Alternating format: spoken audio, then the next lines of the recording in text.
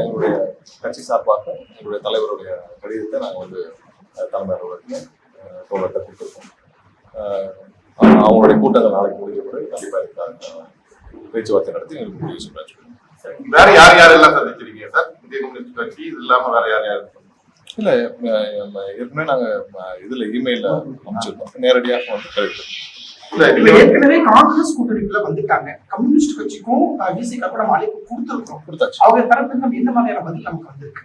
இல்ல அவங்க ஆலோசிச்சுட்டு அவங்களுடைய இதெல்லாம் ஆலோசிச்சுட்டு அவங்களுடைய செயற்கை பொதுக்குழுல அவங்களுடைய கூட்டங்கள்ல அவங்களுடைய ப்ரொசீஜர்ல அவங்களுடைய கமிட்டியில ஆலோசிச்சுட்டு சொல்லுவாங்க.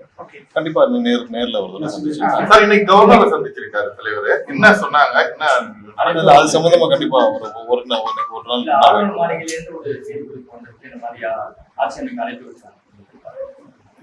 ஒரு நாள் வெயிட் பண்ணுவோம்.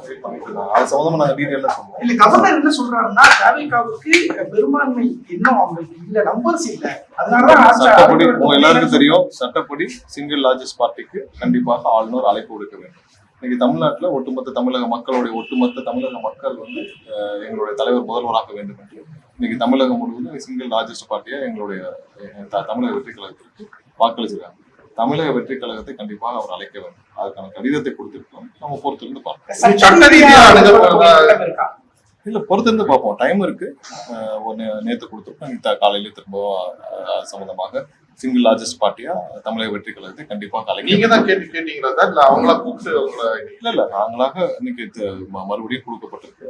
அதுக்கப்புறம் அவரு முடிவை சொல்ல வேண்டிய டைம் இருக்கு.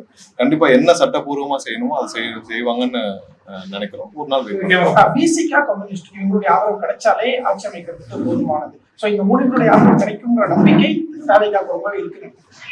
இல்ல அது கண்டிப்பா எங்களுடைய ஆதரவுகளை கோரி இருக்கிறோம். கண்டிப்பா அவங்களும் அதை ஆலோசிச்சுட்டு முடிவு சார். அதே மாதிரி ஐயுஎம்எல்க்கு வந்து அழைப்பு கொடுத்துருக்கீங்களா? அவங்க என்ன சொல்றாங்க? ஐயுஎம்எல்க்கு கண்டிப்பா கொடுத்துருக்கோம். நேர்லயும் அழைப்பு கொடுக்கப்பட்டுள்ளது. கண்டிப்பா அவங்க என்ன சொல்றாங்க.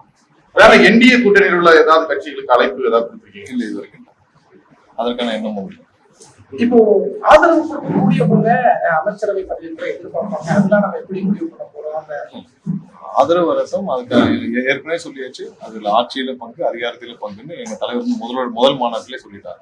அனைவருக்கும் கண்டிப்பாக ஆட்சியில் பங்கு, அதுல அவங்களுடைய பார்ட்டிசிபேஷன் எல்லாம் இருக்கணும்ன்றதான் எங்களுடைய எண்ணம்.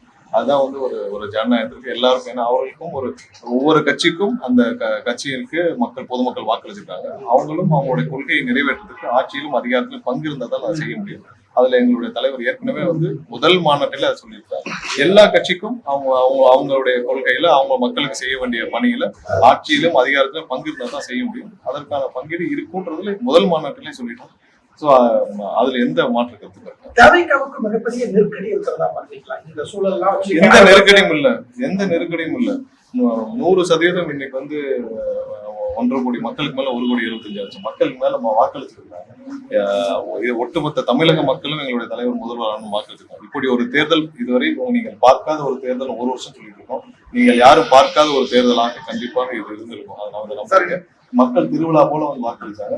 மாற்றத்தை விரும்பி வாக்களிச்சாங்க. மக்கள் என்ன நினைச்சு வாக்களிச்சாங்களோ அது 100%.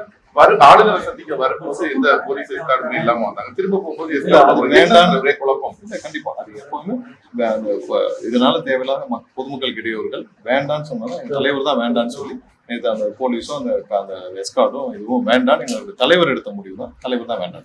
பாஜகவுடைய தலையீடு இருக்குன்னு திருமாவளவன் சொல்லியிருந்தாரு. தற்போதைய அரசியல் சூழல்ல தாவேகா அப்படி நினைக்கிறாங்க.